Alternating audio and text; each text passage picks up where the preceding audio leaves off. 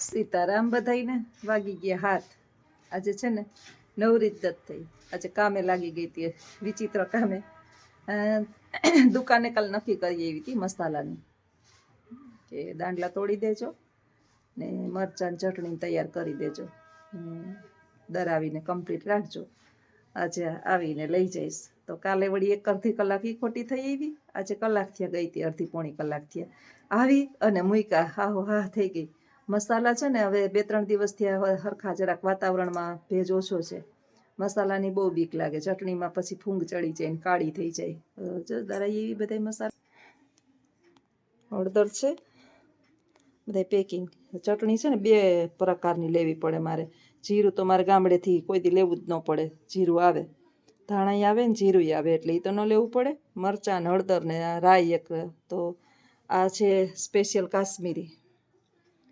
આ તીખી ચટણી છે, કારણ કે કાશ્મીરી મરચું છે ને એ અમે બધા કાશ્મીરી વધારે ખાઈએ. પછી ક્યારેક કોઈક તીખા ખાવાવાળા આવે તો આમ નાખું થોડુંક તીખું. એટલું બધું હાવ મોરું તો ન ખાઈએ, તીખું ખાઈએ પણ બહુ તીખું ન ખાઈએ. અત્યારે ન ખાવાનું કારણ તીખું એ છે કે શાકભાજી જે છે ને દવાવાળા, દહીં દૂધ ભેળસેળવાળા, નહીં દૂધ ભેળસેળવાળું, છાશ ને બધું એ બધી ભેળસેળ જ હોય. જો કે અમારે તો ભાણેજનું આજે લગભગ 5-10 વર્ષથી એક જ જગ્યાએથી દૂધ આવે છે, ગાયનું દૂધ. એટલે ઘી અમારે વાંધો નથી, પણ તોય ક્યારેક ક્યારેક એની ગાય વહુ કે તો અમારે 1-2 મહિના ક્યારેક એડજસ્ટ કરવું પડે. અત્યારે કોઈ વસ્તુ જે છે ને એની અંદર શુદ્ધ નથી આવતું. તમે પેલું ઓલું કેનન આરો, જાપાનીઝ કંપનીનું કેનોન આરો ફિટ કરેલ 2-2.5 લાખથી તો આરોની શરૂઆત થાય. આપણે આરો લઈએ ને, આ આરોનું પાણી તો હાવ નકામું. આપણે અત્યારે આ ફિલ્ટર છે ને એ ફિલ્ટરનું, અમે ફિલ્ટરનું જ પાણી પીએ. અમે ફિલ્ટરનું જ પાણી પીએ.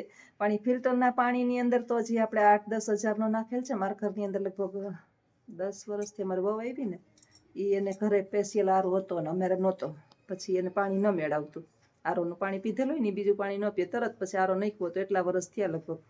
તો તે દીનો આરો છે, પણ મેં કોઈ દિવસ આરાનું પાણી પીધું નથી. સીધું મોટર ચાલુ કરી, નળ ભરી ટાંકામાંથી, એક નળ એનો રાખ્યો જ છે કે એમાં પાણી આવે ચોખ્ખું, એ જ પાણી પીવાનું. અને મૂળિયાનું પાણી આપણે પીએ ને, જમીનનું પાણી, તો સારું. આરાના પાણી અંદરથી બધાય ફિલ્ટર થઈ જાય. તત્વ તો બધાય જેમાં જમીનના તત્વો આપણે મળવા જોઈએ એ તો એ કંઈ મળે નહીં. એટલે આપણા માટે, સ્વાસ્થ્ય માટે આરો સારો નથી. એક આરો હા એ જ લગભગ છે, કેનન છે કે એ જ મને ખબર નથી. જાપાની સ્પેશિયલ 2.5 લાખથી એની શરૂઆત થાય એ આરાની. જો આપણે તેવડ હોય ને તો એ આરો નખવાય. એની અંદર મારી ઘરે આવ્યા હતા સ્પેશિયલ ડેમો આપવા માટે એ આરાની. મને કોઈ નામ આવડે તો કહેજો, તો હું પાછી ભૂલી ગઈ છું. બાકી તો બેસી ગઈ છું નીચે જમીન ઉપર, મસાલા કાઢી મોડું થઈ ગયું છે.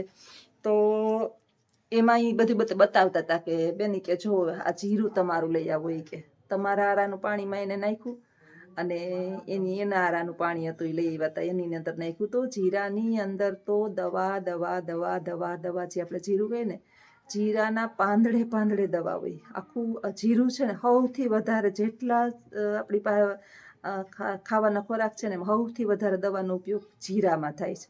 આ મારી વાત સાચી હોય ને તો કોઈ ખેડૂત હોય ને તો કહેજો કે સાચી વાત છે. પછી મારા નણંદને બહુ જીરું આવે ગામડે, તો એ કહેતા હોય કે સાચી વાત છે. અમે જીરું, એ પોતે જીરાનો ઉપયોગ ઓછો કરે, વધારે પડતો રાઈનો ઉપયોગ કરે. રાઈ છે ને એમાં દવા જ ન હોય. આપણે જે રાઈ કહીએ ને, આફેડા ઉત્પન્ન થતા અમુક વસ્તુઓ છે. રાઈ છે, એરડા છે, પછી ઘણી વસ્તુઓ છે એમાં ઈશ્વરે, પછી આપણે ઓલો હાંબો આફેડો ઉગે, ધાન કહેવાય એને, એ છે ને ખાઈએ એ બહુ સારો. આપણે દવા ન હોય અમુક ખોરાકની અંદર. બાજરામાંય ઓછી દવા જોઈએ, જુવારમાંય ઓછી દવા જોઈએ. આ જો આવા ખોરાક આપણે ખાઈએ, મકાઈમાંય દવા ન જોઈએ. ઘઉંની અંદર 1-2 વખત છાંટવી પડે. એટલે ઘઉં, મકાઈ, બાજરી આ અનાજની અંદર ઓછી દવાનો ઉપયોગ થાય છે. એટલે આપણા સ્વાસ્થ્યને બહુ બગાડતા નથી. સૌથી વધારે દવાનો ઉપયોગ ફળાદીમાં થાય. અત્યારે તો નાનકડું આ જે ફળ હોય તો બીજે દિવસે મોટું બધું ફળ કરવા માટે થઈને એની સ્પેશિયલ દવા આવે, એ નાખે એટલે શાકભાજીમાં થાય ફૂલ. મેં મારી નજરે જોયું કે આવડુંક રીંગણું, ખાલી આવડુંક જ રીંગણું, એની ઉપર દવા છાંટી દે એટલે બીજે દી આવડા રીંગણા ખેડૂતને થઈ જાય. રીંગણાની અછત જ્યારે સર્જાણી હોય ને ત્યારે રીંગણાનું શાક ન ખવાય. તાત્કાલિક આવું પ્રોસેસ આવી ઘણી જગ્યાએ છે. તો બેનોને બધી ચિંતા, આખા વર્ષના ઘઉં કરી લીધા, મસાલાની ચિંતા હતી. 3 દિવસ થયા મસાલા માટે થઈને મસાલા પછી છે ને અડધો કિલો લઈ અને ખાવા, અને આખા વર્ષ શાક બદલાવી રાખવા, એ આપણને મેળ ન આવે. એટલે જોઈએ તો 2 જણા આમ તો છીએ, પણ અમે ચટણી તો જોઈએ, આપણે 3-4 કિલા ચટણી આખું વર્ષ કાઢવું હોય એટલે મસાલા લઈ આવી. અને બસ હવે તમે જે છે મારા ઇન્સ્ટાગ્રામની અંદર ચેનલ જોતા નથી લાગતા, ઓછા જોતા લાગો છો, અથવા તો ફોલો નથી કરી લાગતી. જે નવા યુટ્યુબર જોતા હોય એ હું ઇન્સ્ટા પણ ઉપયોગ કરું છું, એની અંદર પણ નાના શોર્ટ વિડીયો મૂકું છું. RJOD ઇન્સ્ટાનું 1-2 ચેનલનું નામ છે, અને એક ઇન્સ્ટામાં જ્યોત્સના ઓળેદરા છે. ચોક્કસ જોજો, સરસ મજાના સુવિચારો હોય. સપોર્ટ કરજો ફૂલ, તો કંઈક ઉત્સાહ થાય મને નવા વિડીયા મૂકવાનો. નહીંતર પછી ઓલું છે ને કે ઉત્સાહ ભાંગી જાય, અને હવે એવી મારી ઉંમર નથી. અને હવે બસ જો વેકેશન પડે ને તો કંઈક પછી બહાર નીકળવાના, ફરવાના, રખડવાના કંઈક પ્લાન કરીએ તો કંઈક નવું બતાડીએ. તો આખો દિવસ હું ઘરમાં હોય, સ્કૂલે કંઈ નવરી ન થતી હોય, સ્કૂલે મોબાઈલ એલાઉડ નથી, એટલે ત્યાં વળી મેદાનમાં ક્યારેક અંદર ક્લાસની અંદર તો અમારે મનાય જ છે. સ્કૂલે જઈએ એટલે ચાલુ થાય ત્યારે અમે મોબાઈલ બંધ કરી દઈએ, તો 12:30 ખોલીએ મોબાઈલ, મેદાનમાં વાપરીએ મોબાઈલ. અને રિસેસની અંદર 10-15 મિનિટ વાપરવાની છૂટ હોય, એટલે ત્યાં તો કંઈ વિડીયાનો ઉપયોગ ઓછો થતો હોય.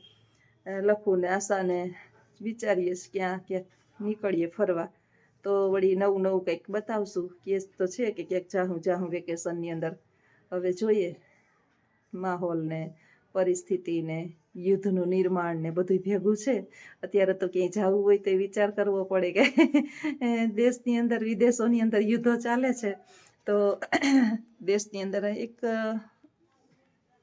બેન વિડીયા મૂકતા હતા ને, એક બેન તો ગીત ગાતા હતા. તો કોકે કમેન્ટ કરી કે તને ક્યાં ગીત ગાતા આવડે છે, તો આવું ગીત ન ગાતી હોય તો. અરે ભાઈ, સોશિયલ મીડિયાની અંદર કેમેરાની સામે કોઈ પણ પ્રકારના ડર વિના ઈ ગાય તો હગે છે. તારી અંદર તેવડ હોય, મારું નહીં હો, મહેનત ગાયું, અને મને કોઈ આવી કમેન્ટ નથી કરી. તારી અંદર તેવડ હોય, મેરની દીકરી જ હતી.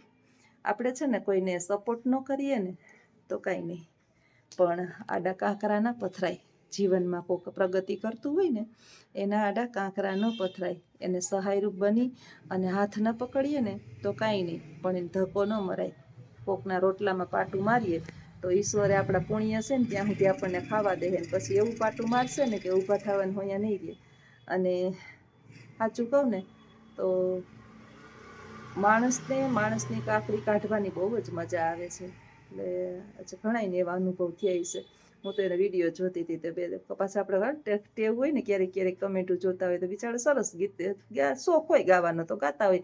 મને જસોદા પેલા ભારતીબેનને ગીત બહુ ગમે, માતારા પાલવનો. હવે કાંઈ હું એવી કાંઈ સિંગર નથી, મેં ક્યાંય ક્લાસ કર્યા નથી, હું ક્યાંય ગાવા જાતી નથી. ભારતીબેનને મારો અવાજ ગમે છે, અને હું કંઈક એના માટે થઈને પોકારી દઉં, લાડરે લડાવતી જસોદાનો જાયો. તો કંઈ બધાને ગમે એવું જરૂરી નથી, પણ ન ગમે તો તમને કોણ કહે કે સાંભળો એમ. પણ આપણે કોઈના ઓલા વિશે કંઈ જજમેન્ટ ન આપી શકીએ. તું એવું ગાઈને તો જો. એટલે મને નથી કર્યું કોઈ, એટલે તમે ઓલું ન કરતા. પણ હું વિડીયો જોતી હતી ને તો એમાં કમેન્ટોના ઢગલા. પછી બેન પાછો બીજો વિડીયો કહીને કહેતા હતા કે તમે ભાઈ સપોર્ટ ન કરો તો કાંઈ નહીં. પાછા બેનુંની વાતમાં બેનું ખોચા કાઢે એ તો સમજાણું. બેનુંની વાતમાં જે દીના ભાઈઓ ખોચા કાઢવા માંડ્યા ને તીધું ને એમ થયું કે ભાઈઓના સ્વભાવ બેનું જેવા કેદીના થઈ ગયા છે. તો હાલો આવજો બધા, આ ઠેકાણે મસાલા પાડ લો. જો અમારે ચાપલું હતું છે, અહીંયા મસાલા અહીં રાખી દીધા છે. અને બેન બસ હું બેઠી હોય ને એટલે એને આનંદ હોય ચાપલી બેનને. આવું છે અમારે ચાપલી બેનનું, એને મજા પડી જાય જ્યોત્સના પાસે નજીક બેઠી હોય ને તો.